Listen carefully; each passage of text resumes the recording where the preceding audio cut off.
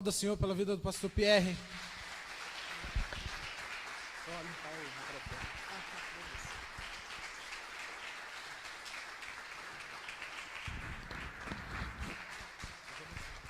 Amém. A paz do Senhor a todos. Boa noite. Vocês estão bem? Amém. Pode se sentar um pouco. Louvado seja Deus. Dá vontade de ficar só louvando ali a noite inteira, sem parar, de forma ininterrupta. Mas eu sei que o Senhor tem algo especial para falar com você hoje. Como já foi dito, meu nome é Pierre, sou pastor ali na igreja do Capão Raso, juntamente com o pastor Abner, que já esteve aqui também. Aquela que está sentada ali é minha esposa, a pastora Daiane, levanta a mãozinha ali. E aquele que está ali é o meu cunhado, Luciano, que está sempre comigo, levanta a mão também. Muito difícil não te ver, né? Mas é aquele ali, que está ali com a gente hoje. E eu moro na Fazenda Rio Grande, né? Sou co-pastor, como já foi dito, ali no Capão Raso. E também sou pastor lá na igreja de Areia Branca dos Assis, lá em Mandirituba. Então, minha vida se divide em 3 cidades. Eu moro na Fazenda, pastorei em Mandirituba e também aqui em Curitiba, no Capão Raso. Nós corremos sempre de um lado para o outro. E a gente ama isso, a gente não quer parar de forma alguma. É para isso que a gente nasceu e é para isso que a gente vive. E a gente está aqui para compartilhar com vocês um pouco daquilo que o Espírito Santo tem falado com a gente. Eu tenho certeza que aqui a palavra do Senhor é pregada de forma verdadeira. A gente sabe que a igreja é muito parecida com o seu pastor. As pessoas, os membros da igreja, são muito semelhantes ao seu pastor. E eu pude ver isso, pastor Luiz, pude ver isso na vida desses irmãos aqui. Seja falando, seja no momento da ministração de louvor. A gente pode ver a cara do pastor Luiz na vida dos irmãos. E a gente fica muito feliz sobre isso, sabendo que a palavra verdadeira tem sido pregada aqui. E é exatamente isso que nós vamos continuar falando, acerca da palavra verdadeira que nos transforma. E o pastor Luiz perguntou para mim se havia algum tema, para essa mensagem que eu iria trazer hoje. E eu fiquei tentando pensar em algo diferente, algum tema que chamasse a atenção. Aí o Espírito Santo colocou na minha cabeça, AC/DC. Todo mundo já fica, meu Deus, é um herege. Por que o pastor Luiz chamou esse menino? Mas veio na minha cabeça AC/DC, antes e depois de Cristo. E o texto base que nós vamos manter aqui vai estar lá em Romanos. Vamos iniciar falando em Romanos no capítulo de número 5, versículo 12. Romanos 5, 12. Se tem um tema que eu amo falar, é esse tema. Essa água aqui é para mim tomar, pastor? Pastor Luiz? Essa água é para tomar? Então tá bom. Tá tranquilo, tá tranquilo. Como eu falo muito rápido, a minha garganta seca rapidamente. Então, se eu estiver falando muito rápido, você faz assim, calma, pastor. Fala mais devagar, por favor, que eu não estou entendendo. Minha esposa que vive sempre ali, ó. Calma. Tá falando muito rápido. E esse é um tema que eu amo demais. Falar acerca da transformação que Cristo faz no ser humano. E a gente entender o que nós éramos e o que nós somos agora em Cristo faz toda a diferença. Isso tem a ver com identidade, tem a ver com saber quem é você e o porquê você está aqui. Por que você nasceu? Qual é o propósito da sua vida? Por que eu estou aqui? De onde eu vim, para onde eu vou? As perguntas básicas que todo mundo um dia já se fez, ou se não fez, vai fazer ainda. Por que eu estou aqui, pastor Pierre? Eu gosto muito de falar sobre esse tema. Ainda mais quando ele está ligado à palavra de Deus. O porquê estamos aqui. E nós vamos conversar um pouco isso. Mas primeiro nós precisamos entender o começo. Não estou fazendo o chavão ou o comercial da novela Gênesis que passa na Record. Precisamos voltar ao começo para entender. Não tem nada a ver com isso. Mas nós precisamos realmente voltar ao começo. Para entender aonde nós estamos na história, tudo aquilo que aconteceu antes de nós, que nos trouxe até o momento atual, a forma que estamos, a forma que agimos, a forma que falamos, a forma que pensamos, a forma que vemos Deus, a nossa cosmovisão de Deus, como enxergamos a Deus, tudo isso tem a ver com o início de todas as coisas. Então nós vamos, antes de ler Romanos 5, segura lá em Romanos 5 e corre lá para Gênesis. No capítulo de número 1, no versículo de número 26. onde fala o início do ser humano. Hoje você vai sair, se já não sabia, sabendo qual é o propósito da sua vida. Em nome de Jesus. Gênesis 1, 26 diz assim: então Deus disse: façamos o ser humano à nossa imagem, e ele será semelhante a nós. Dominará sobre os peixes do mar, sobre as aves do céu, sobre os animais domésticos, sobre todos os animais selvagens da terra e sobre os animais que rastejam no chão. Assim Deus criou os seres humanos à sua própria imagem. A imagem de Deus os criou, homem e mulher os criou. Deus criou toda a natureza, tudo que nós conhecemos de belo. Então, o ápice da criação foi criado, nós, seres humanos. Porém, quando Deus foi nos criar, na sua conversa entre o Filho e o Espírito Santo, Ele falou: nós vamos fazer o homem à nossa imagem e à nossa semelhança. E por muito tempo eu não entendia o que quer dizer a nossa imagem e semelhança. Será que nós temos os mesmos poderes de Deus? Será que nós podemos estar em todos os lugares? Será que nós temos onipotência, temos toda a força? Somos oniscientes, sabemos de tudo? Acho que não, né? É muito fácil a gente chegar à conclusão que não. Nós não temos esses poderes e não sabemos de tudo. Então, o que quer dizer ser imagem e semelhança de Deus? É um pouco mais profundo do que os poderes que Deus tem. Tem mais a ver com a natureza de quem Deus é. Quando se trata do amor de Deus. Sermos imagem e semelhança de Deus aqui na terra é representarmos a Deus aqui nessa terra, é levarmos a glória dele por toda essa terra.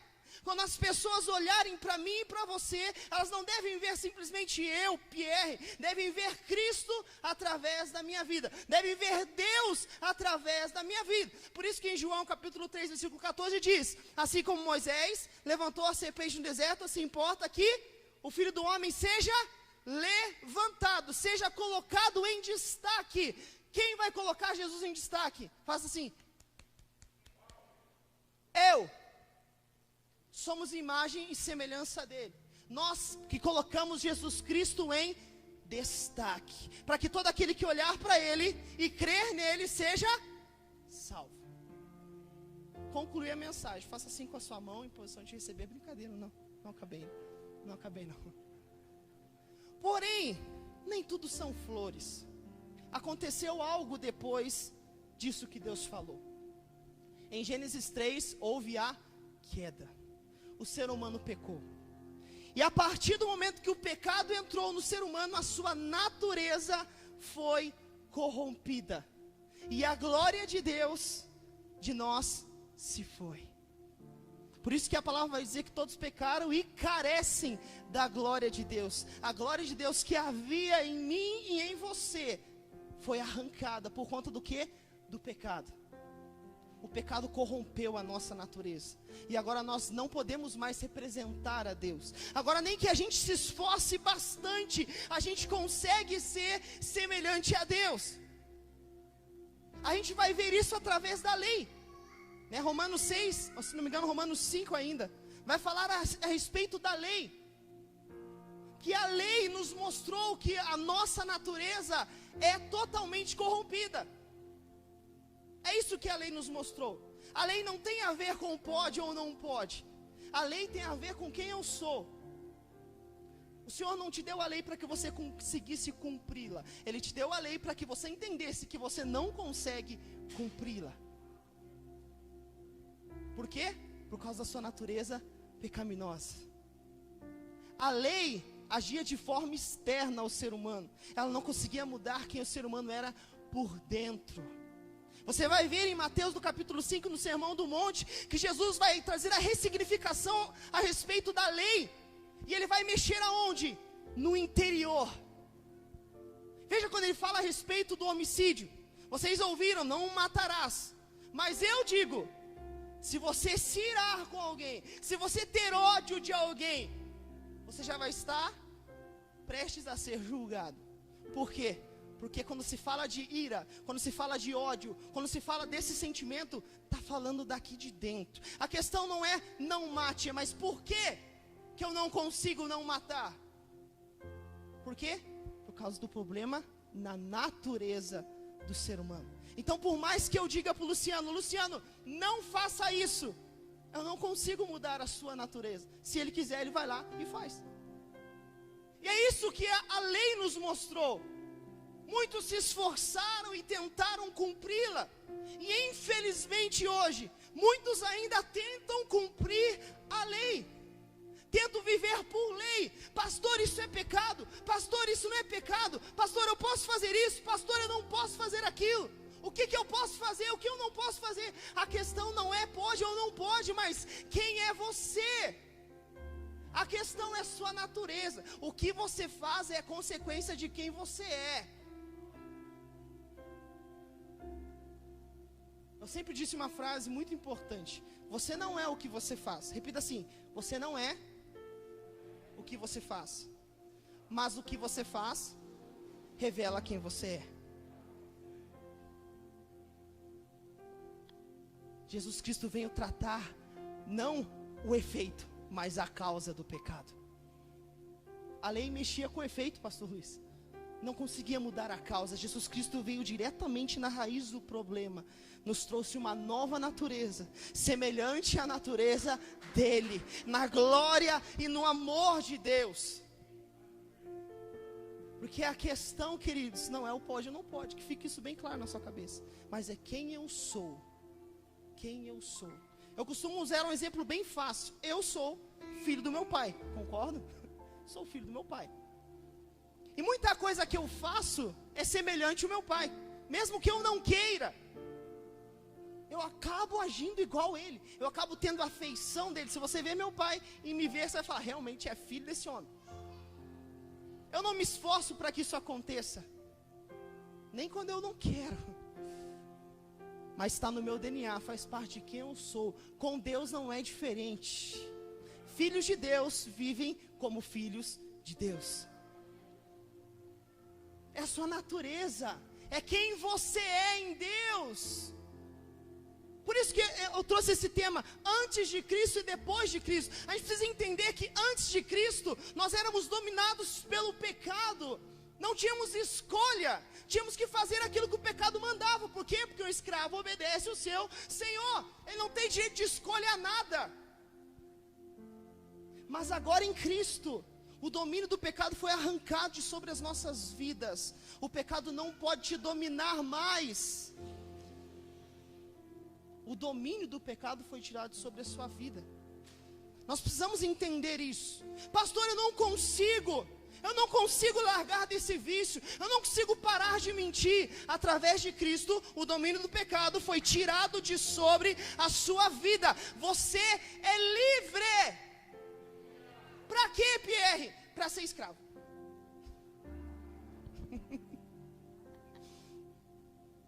A palavra diz assim: antes vocês davam frutos para a morte, agora em Cristo vocês dão frutos para a santificação e por fim a vida eterna. Antes você servia o pecado e o seu fim era a morte. Agora você é servo do Senhor. Agora você pode fazer a vontade de Deus. E os seus frutos, a consequência de uma árvore saudável são os seus frutos. Agora os seus frutos são para a santificação e por fim a vida eterna. É para a glória de Deus. O propósito da sua vida é ser para a glória de Deus. Eu não sei fazer suspense na mensagem, eu sempre acabo contando o final no meio dela. Eu tenho que aprender ainda, pastor Luiz, fazendo, né? Nós devemos viver para a glória de Deus. Sabe, há um texto da palavra que resume bem o propósito da nossa vida. Porque dele, por ele e para ele são todas as coisas. Tudo aquilo que você faz, sempre coloque isso na sua mente. Dele, por ele e para ele. Tudo, a sua família é dele, é por ele e para ele. O seu trabalho é dele, por ele e para ele. O seu ministério é dele, por ele e para ele. Tudo aquilo que fazemos é dele, é por ele e é para ele. Tudo isso, tudo que vai fora disso, não não tem a ver com cristianismo ou com evangelho. É qualquer outra coisa, mesmo menos cristianismo. O cristianismo transforma a nossa vida. Sabe, a gente se entristece muito vendo o que muitos pastores estão pregando por aí, confundindo a cabeça das pessoas, pastor Luiz, colocando fardos pesados que nem eles mesmos carregam, mas colocam sobre os outros. O pior, pastor Luiz, é que às vezes a gente se pega fazendo isso também. É fácil apontar o dedo. Difícil é reconhecer que às vezes a gente age como os fariseus. Jesus Cristo te libertou para fazer a vontade dele. Pastor, mas e as bênçãos? E as bênçãos? E o meu carro novo? E a minha casa? E não vem?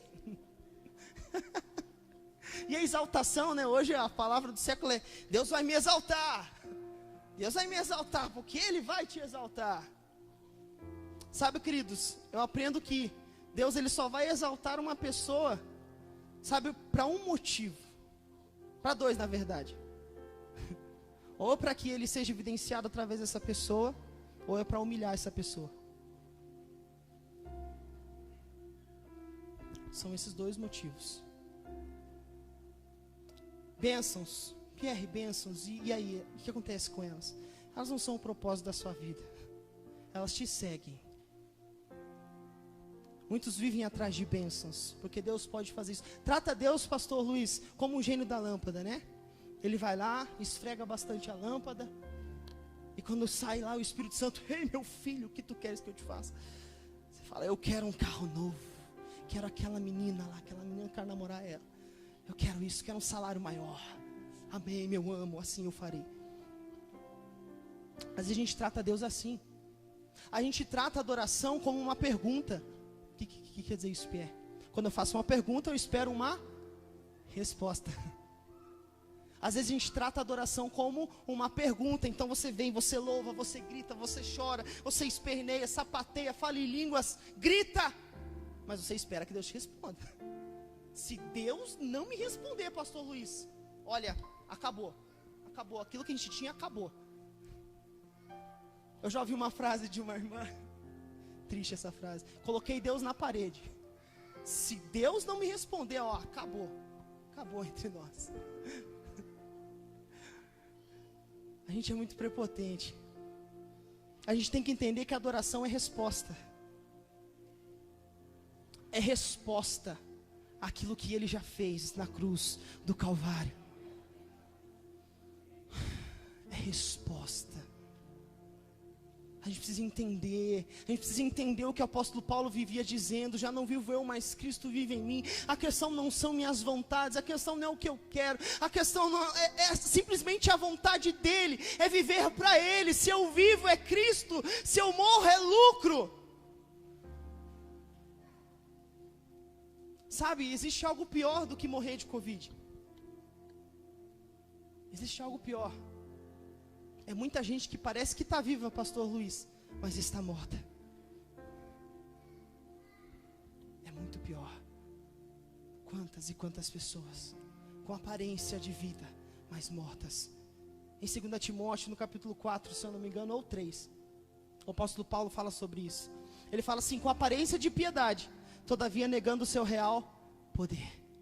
Ele se veste como crente, ele fala como crente, ele participa dos cultos dos crentes, ele ora como um crente, mas nega o real poder que isso tem. Nega o real poder que isso tem. Queridos, entrega a sua vida para o Senhor.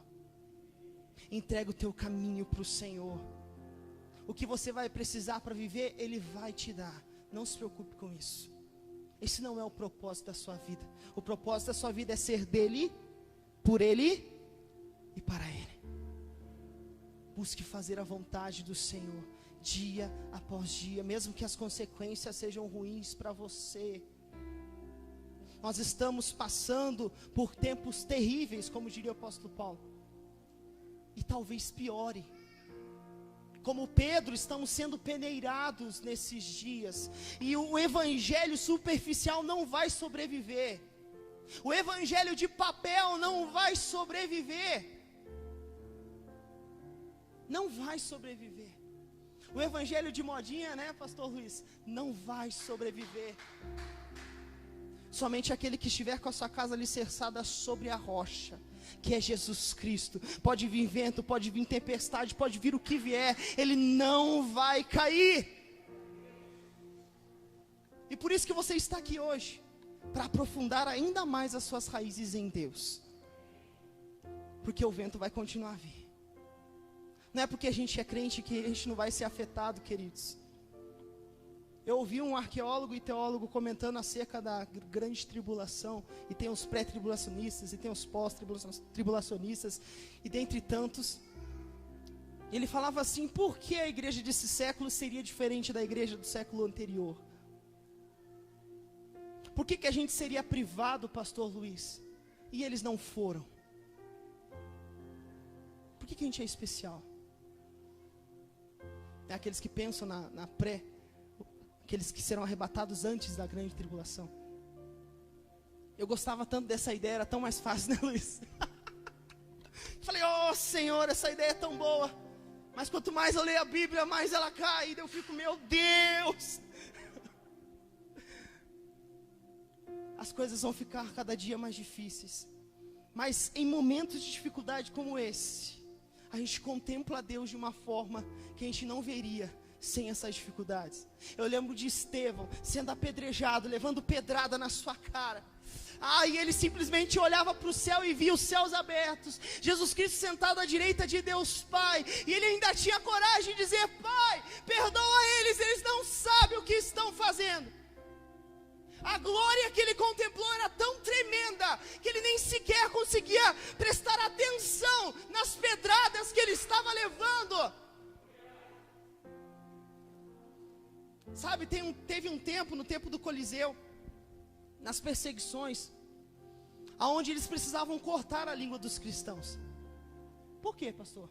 Sabe por quê? Porque eles iam atear fogo nos cristãos, e os cristãos começavam a cantar, começavam a louvar, começavam a engrandecer ao nome do Senhor, e as pessoas que estavam à volta olhavam para aquilo e falavam: como que pode? Ele está sendo queimado, o filho dele está sendo queimado ali do lado, a mãe dele está sendo queimada ali, e ele não para de louvar e engrandecer ao seu Deus. Deve ser verdade isso que ele está falando. Eu quero esse Jesus. Então vamos cortar a língua dos crentes, para que eles não cantem na hora que eles, forem morrer. Olha o nível que chegou. Por que a gente vai ser diferente?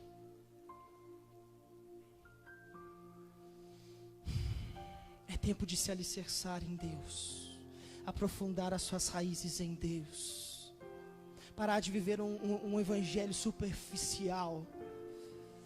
Conhecer a Jesus Cristo não se limita somente a 2 horas de culto, querido, entenda isso. Jesus não é tão pequeno assim. Ele quer viver contigo todos os dias. Ele quer se apresentar a você todos os dias. Ele quer que você o conheça mais profundamente todos os dias. Conhecer na palavra de Deus está ligado a estar dentro. Ele quer que você seja um com Ele. Porque é a única coisa que vai importar no grande dia. Muitos vão chegar, né, pastor Luiz? Porque eu fiz tanto. Meu currículo está preenchidão. Todos os cultos, não faltei um. Pode procurar lá na lista de presença, não faltei um. Dízimo, dava 15%. Pega essa. Eu era o cara. E vai receber do próprio Senhor: eu não te conheço. Porque a questão não é o que eu faço ou o que eu não faço, mas é quem eu sou. Sabe, queridos, eu tenho um grande sonho. Um grande sonho. De quando eu chegar lá no céu, nenhum anjo precisar me apresentar quem é Jesus. Sabe? Falar assim: não, aquele é Jesus. Não. Eu quero chamar as pessoas e falar assim: ei, tá vendo aquele lá? Aquele é Jesus. mas como que você nunca viu ele? Não, não, eu sei que é o meu Jesus, eu o conheço.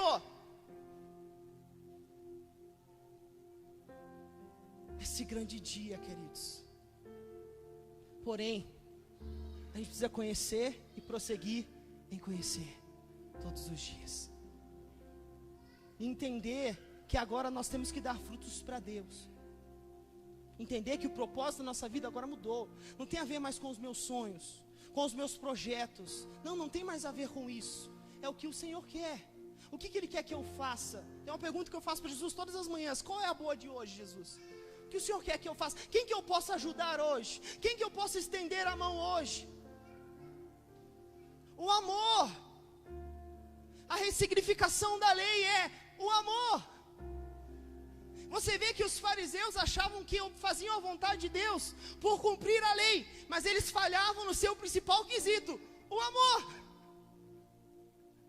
Davam o dízimo do endro, do cominho e de todas as demais coisas, mas odiavam os samaritanos. É Jesus Cristo esfregando na cara deles. Eles não entenderam nada. Nós precisamos viver este amor. E o amor não se resume a uma coisa: é eu entregar aquilo que eu recebo de Deus. Eu tenho dito uma frase bem assim: não tenha a cara de pau de pedir algo para Deus que você não esteja disposto a oferecer para o seu irmão. Não venha com a sua cara lavada para Deus: Deus tem misericórdia de mim, se quando o seu irmão falha com você, você não perdoa ele. Não venha com a cara lavada dizer: Deus me abençoa, se quando você tem a oportunidade de abençoar o seu irmão, você não o faz. O amor é: eu entrego aquilo que eu recebo. Por isso que em Efésios capítulo 1 ele diz que Jesus Cristo é aquele que preenche tudo em todos. Tá, o que tem a ver isso? Se eu já tenho tudo, eu não preciso mais requerer de ninguém nada. Agora simplesmente eu entrego aquilo que eu tenho. Sabe aquelas pessoas sanguessuga que só querem receber? Ninguém me ama, ninguém me cumprimenta, ninguém fala comigo, ninguém me dá nada. Quando você entende quem você é em Cristo e que Ele te preenche, que Ele te completa, você não fica mais pedindo, você começa a dar, você começa a oferecer, você começa a entregar, porque você já tem tudo. O apóstolo Paulo fala: vocês já foram abençoados com todas as bênçãos nas regiões celestiais em Cristo Jesus. Você já tem tudo. Ele fala assim: vocês são ricos, vocês têm tudo. Agora o propósito da nossa vida é entregar. Nós precisamos voltar ao servir. O Senhor te envia a servir, lavar os pés das pessoas, não ficar requerendo algo de alguém. Vai lá, lave os pés. Vai lá e sirva. Vai lá e ame a pessoa. Ah, mas ele não me ama de volta. Exatamente. É assim que nós éramos com Deus. Exatamente assim nós éramos. Ame como Cristo te amou. Sirva. Busque ao Senhor nesses dias, porque estamos vivendo dias difíceis. Essa é a mensagem que eu quero deixar para você. Antes de Cristo, a nossa vida tinha como objetivo fazer a vontade da carne, servir a nossa carne, viver por emoção, ser movido por emoção. Uma criança é movida por emoções. Eu tenho um filho de 3 anos de idade. A gente não trouxe ele aqui hoje, senão ia estar tudo virado de cabeça para baixo aqui agora. Mas eu tenho um filho de 3 anos de idade, e ele vive pelas emoções dele, na fase que ele está. Ou seja, se eu falo não para ele, e se eu tento explicar: filho, não dá para comprar, porque não tem dinheiro. É meu filho, ele vive por emoção. Aí ele chegou esse dia para minha esposa: mamãe, eu estou muito triste com você. Nem sabe o que significa triste, né? Mas ele falou. Mas ele é uma criança de 3 anos, ele não compreende. Quando você cresce, você começa a entender as coisas, não é? Começa a entender que se não tem dinheiro, não dá. Começa a entender que o não é um não, e acabou. Porém, no reino de Deus a gente pensa que é diferente. E a gente fica como crianças a vida inteira. Deus diz um não, mas...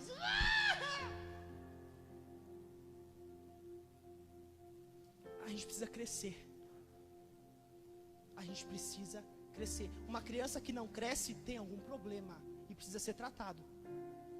Se meu filho parar de crescer, pastor Luiz Grites, eu tenho que correr para o hospital, alguma coisa está errada. Tem que crescer. Tem que crescer. Olha para esse irmão que está do lado e fala assim, você tem que crescer. Se não crescer, é porque está doente. E muitos crentes, a vida inteira, como crianças, simplesmente como crianças mimizentas, chorando por qualquer coisa, não pode ouvir um não, pastor não pode falar mais duro que já começa a espernear. Imagine na grande tribulação uma pessoa dessa, Deus me livre, nega Jesus, nega, só não machuca. Sabe, o Senhor, Ele quer te preparar, querido, mas você precisa crescer. O adulto não vive por emoção. Já pensou, pastor Luiz, tem o teu trabalho lá, você tem que trabalhar, você pensa assim, não, hoje eu estou muito triste, hoje eu não vou trabalhar. Vou ligar para o meu patrão e falar, estou tristão hoje aqui, não vai rolar, muito deprê. Ele vai falar assim, eu compreendo, fique em casa, assiste uma Netflix. Ele vai fazer isso? Não. Nenhuma pessoa madura faria um negócio desse.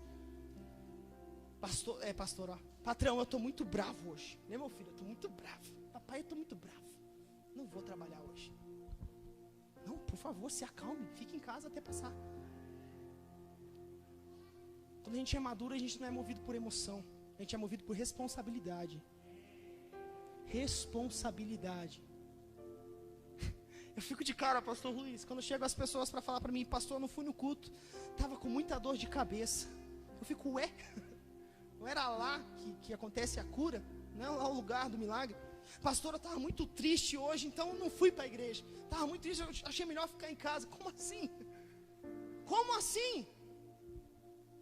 Está confundindo a igreja com balada? Só vai quando está feliz, só vai quando está alegre, só vai quando quer pular?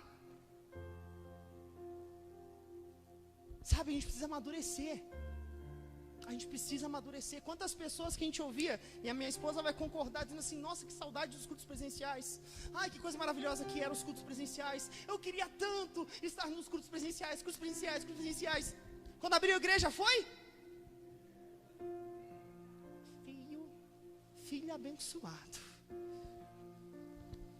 Ai, eu estou com saudade dos irmãos. Ai, eu queria tanto abraçar, não pode agora, né? Mas quando não tinha pandemia, não abraçava ninguém. Isolamento social. Lá na nossa igreja, pastor Luiz, chegou um tempo que a gente teve que começar a tirar as cadeiras. Porque a gente colocava as cadeiras assim, e todo mundo sentava nas beiradas das cadeiras, ficava um círculo vazio no meio da igreja. A gente falou assim, não, vamos sentar juntos sim, vamos começar a arrancar as cadeiras. A gente começou a arrancar as cadeiras. Quanto mais a gente arrancava, as pessoas mais iam para a ponta. E depois vem falar para mim que está com saudade da comunhão. Depois vem falar para mim que está com saudade do aperto de mão e do abraço do irmão. Hipócrita.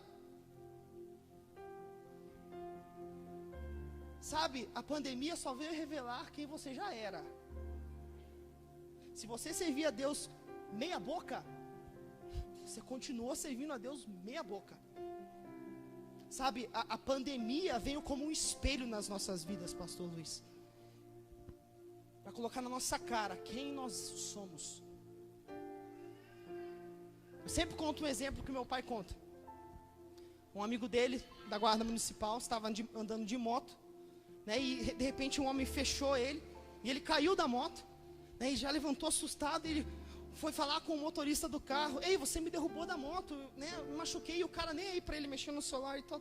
Ele, você me derrubou da moto, e ele nem aí prestando atenção, ele pegou o capacete e pô!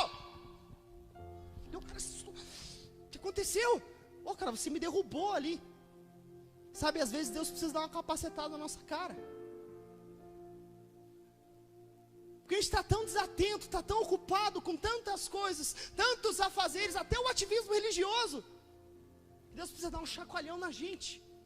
Muitas pessoas que tinham a sua vida com Deus baseada simplesmente no seu ministério, no seu cargo na igreja, naquilo que ele fazia dentro de um culto, Deus foi lá e fechou a igreja.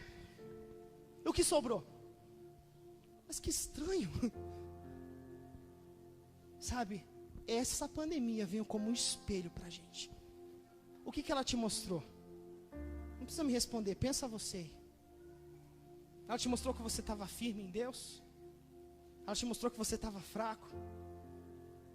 O propósito, queridos, de Deus nos permitir passar por provações e dificuldades é o aperfeiçoamento do cristão. Abra sua Bíblia em Tiago. Pierre, a gente não vai ler Romanos. Estou falando de Romanos desde o começo, mas você pode ler Romanos também, queridos.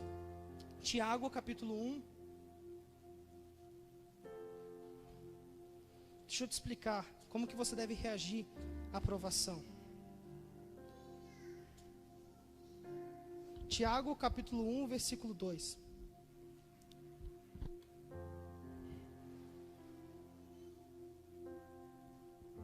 Diz assim: meus irmãos, considerem motivo de grande alegria sempre que passarem por qualquer tipo de provação, pois sabem que, quando sua fé é provada, a perseverança tem a oportunidade de crescer. É necessário que ela cresça, pois quando estiver plenamente desenvolvida, vocês serão maduros e completos, sem que nada lhe falte. A aprovação é para te aperfeiçoar. Então não reclame da aprovação. Ela não é para te matar. É uma oportunidade de você crescer. Deus permitiu que o povo ficasse no deserto, não porque Ele queria que eles morressem, mas para que eles aprendessem a depender dEle. Eles tinham saído de uma terra totalmente idólatra e ainda estavam com o seu coração idólatra. Tanto que a primeira oportunidade construíram um bezerro de ouro. E Deus permitiu eles passarem pelo deserto. Por quê? Porque Ele queria ensinar eles: vocês precisam depender de mim. Eu quero ser o seu Senhor. Eu quero liderar vocês. Eu quero conduzir vocês. Porque vocês em mim morrerão. Eles aprenderam? Infelizmente a maioria não. Morreram no deserto. Deus não quer que você morra no deserto. Deus não quer que você morra espiritualmente no meio dessa pandemia. Deus não quer que você morra nas dificuldades da sua vida. Ele quer te aperfeiçoar. Ele quer te amadurecer. Ele quer te dar a oportunidade de depender totalmente, 100% dEle. A gente precisa entender e se alegrar com isso. Deus não quer me matar. Deus não quer o teu mal. Entenda isso. Quantos crentes desesperados: meu Deus, alguém da minha família pegou Covid. Acabou tudo. Como esses tempos atrás, na nossa família, o meu sogro não pegou Covid. Foi algo pior. Um tumor no cérebro, de 5 centímetros. Se ele não fizesse a cirurgia em 3 meses, ele ia morrer. Meu sogro, dentro da minha casa. E a princípio, quando a gente recebeu a mensagem do meu cunhado Luciano, a gente já ficou: meu Deus, que oportunidade é essa, hein? Que alegria. É porque é fácil falar, né? Mas quando aperta realmente, a gente entra em desespero. Mas a gente sentou e clamou a Deus e falou: Pai, o que o Senhor quer fazer? Faça. O propósito que o Senhor tem para isso, que se cumpra. Meu sogro, para quem não sabe, ele foi católico a vida inteira. Ele nunca quis ir para a igreja com a gente. A gente sempre chamou, sempre insistiu, né? A minha sogra já serve ao Senhor junto conosco. Mas meu sogro não ia de jeito nenhum, de jeito maneiro. Então Deus deu uma oportunidade dele conhecê-lo. Na mesma semana que ele descobriu, né? Na mesma semana que ele descobriu o tumor, a gente foi no hospital lá, ele estava esperando uma vaga para ir para outro hospital. E naquele mesmo dia, ele entregou a sua vida a Cristo. Eu entrei naquele hospital, chorei bastante com ele. Ele falou assim: olha, assim que eu sair desse hospital, eu quero servir ao Senhor junto com vocês. Eu quero ir para a igreja, eu quero servir a Jesus, eu quero viver para Deus, eu quero pregar o Evangelho. Deus deu essa oportunidade para ele. Semana passada, no domingo, eu batizei ele lá no Capão Raso, sem tumor algum no cérebro, sem nenhum problema. Ele está servindo ao Senhor agora juntamente conosco. Não foi para matar ele, era uma oportunidade de dar a vida para ele, dar Jesus Cristo para ele. E hoje ele é salvo em Cristo. Então, quando vir uma dificuldade, não entre em desespero. É uma oportunidade que Deus está te dando. Agarre ela com todas as suas forças. Mas a gente começou falando de antes de Cristo, depois de Cristo. Essa é a vida do cristão. Aperfeiçoamento, crescimento, vida com Deus, comunhão com Ele, fazer a sua vontade. É essa a vida de um cristão depois de Cristo.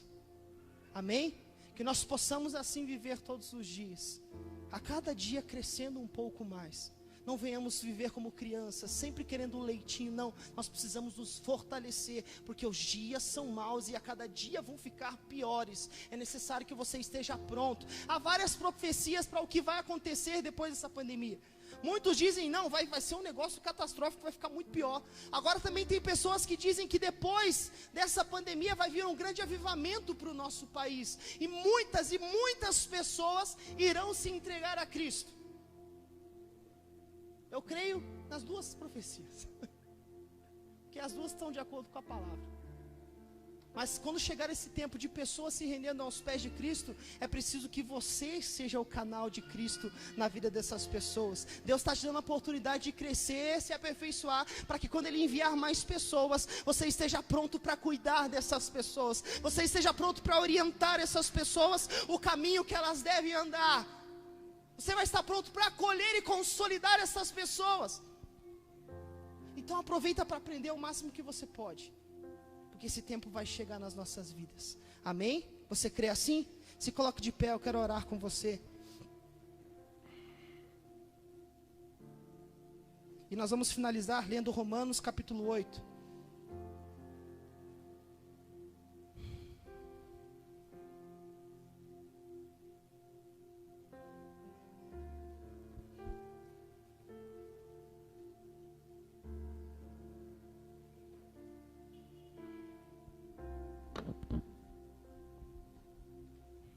Todos acharam? Quem procurou? Diz assim a palavra do Senhor. Na verdade, um pouquinho antes ali, no 7:24. Como sou miserável, quem me libertará deste corpo mortal dominado pelo pecado? Graças a Deus, a resposta está em Jesus Cristo nosso Senhor. Na mente, quero de fato obedecer à lei de Deus, mas por causa da minha natureza humana, sou escravo do pecado. Agora, portanto, já não há nenhuma condenação para os cristãos em Cristo Jesus. Pois em Cristo Jesus, a lei do Espírito que dá a vida os libertou da lei do pecado que leva à morte. A lei não era capaz de nos salvar por causa da fraqueza da nossa natureza humana. Lembra que eu falei? Por isso Deus fez o que a lei era incapaz de fazer, ao enviar seu Filho na semelhança de nossa natureza humana pecaminosa e apresentá-lo como sacrifício por nosso pecado. Com isso declarou o fim do domínio do pecado sobre nós. Diga glória a Deus. De modo que nós que agora não seguimos mais nossa natureza humana, mas sim o Espírito, possamos cumprir as justas exigências da lei. Aqueles que são dominados pela natureza pensam em coisas da natureza humana, mas os que são controlados pelo Espírito pensam coisas que agradam o Espírito. Portanto, permitir que a natureza humana controle a mente resulta em morte, mas permitir que o Espírito controle a mente resulta em vida e paz. Pois a mentalidade da natureza humana é sempre inimiga de Deus, nunca obedeceu à lei de Deus e nunca obedecerá. Entenda isso. Sem Cristo não tem como fazer a vontade de Deus. Por isso, aqueles que ainda estão sob o domínio da natureza humana não podem agradar a Deus. Vocês, porém, não são controlados pela natureza humana, mas pelo Espírito. Se de fato o Espírito de Deus habita em vocês, e se alguém não tem o Espírito de Cristo, a ele não pertence. Uma vez que Cristo habita em vocês, embora o corpo morra por causa do pecado, o Espírito lhe dá vida, porque vocês foram declarados justos diante de Deus.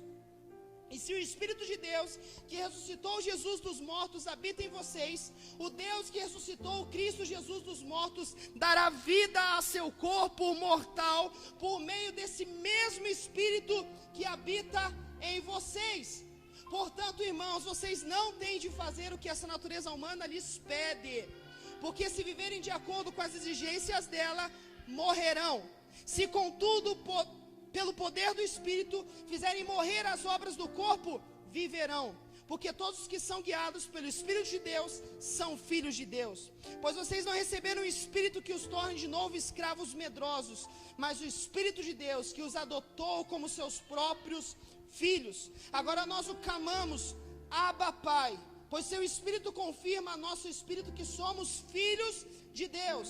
E se somos seus filhos, somos seus herdeiros. E portanto, co-herdeiros com Cristo, se de fato participarmos do seu sofrimento, também participaremos da sua glória.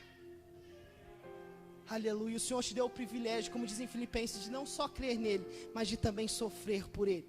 Mas também ele diz na sua palavra que o sofrimento presente em nada se compara com a glória que em nós há de ser revelada no grande dia. Nós estamos indo rumo à nossa terra prometida. Que nós possamos continuar caminhando em o nome do Senhor Jesus. Amém? Conseguiu colocar a corda ali, irmão? Amém? A corda ali? Amém? Nós vamos louvar ao Senhor então com os irmãos. Pode ser?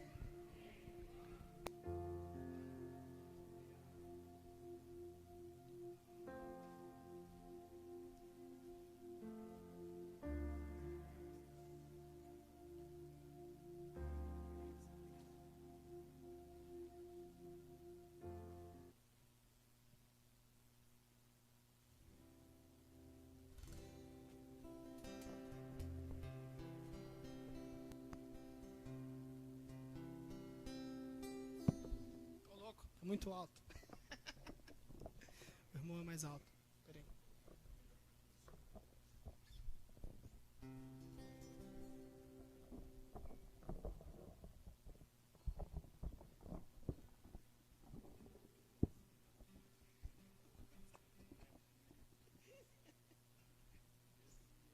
Louvado seja Deus. Você tem liberdade para glorificar ao Senhor. Ele ainda está aqui no nosso meio. Aleluia. Espero por ti, espero por ti, espero por ti. Eu sei que estás aqui. Você que sabe, cante. Espero por ti, espero por ti, espero por ti. Eu sei que estás aqui. Eis-me aqui. Eis-me aqui em tua presença, eis-me aqui em tua presença, derrama tua Shekinah, derrama tua Shekinah, eis-me aqui em tua presença, eis-me aqui em tua presença, derrama tua Shekinah.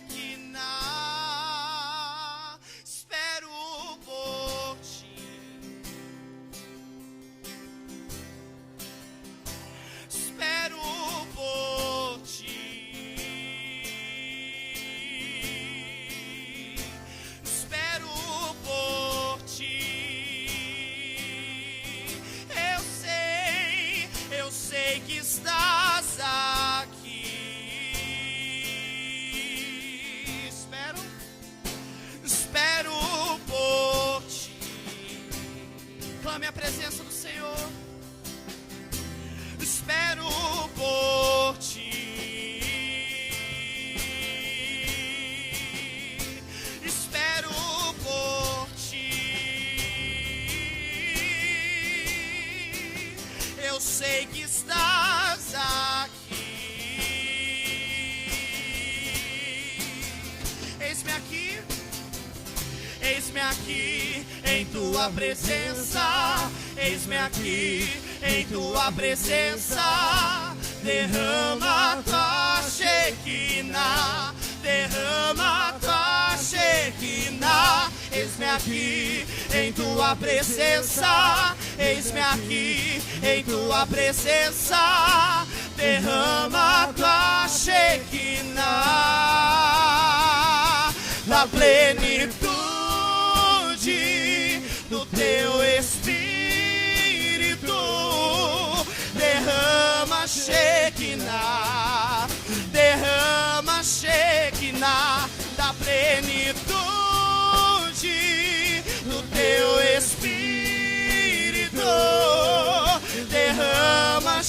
Shekinah, derrama Shekinah.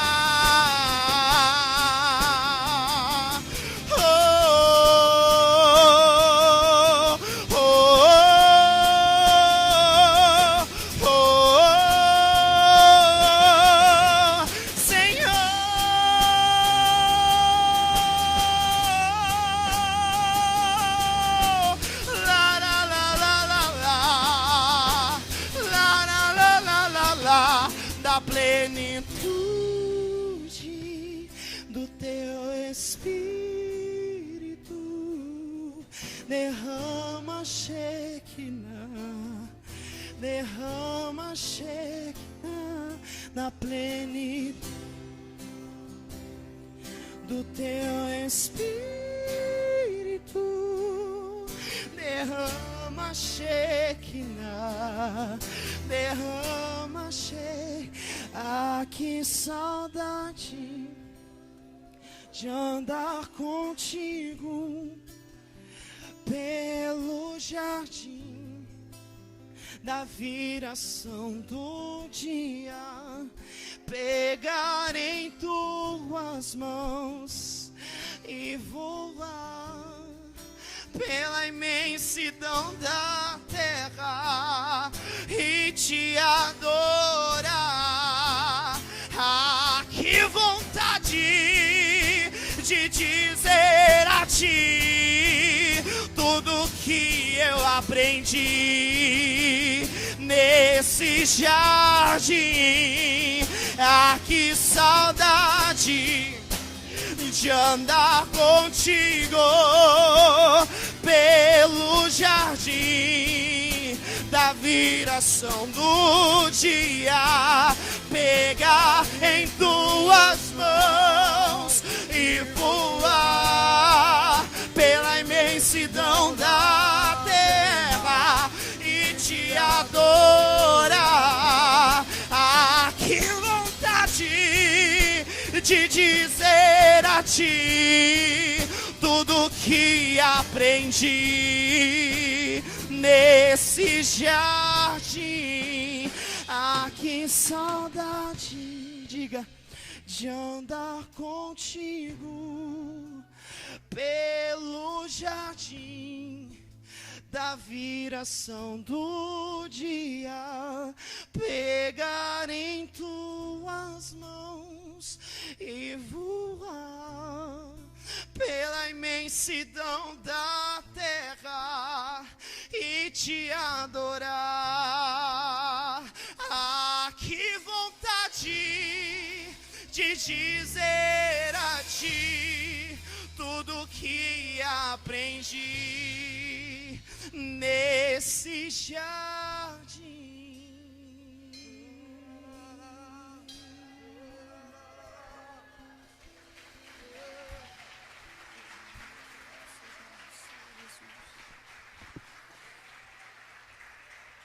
Deus querido e santo, quero abençoar estas vidas aqui nessa noite.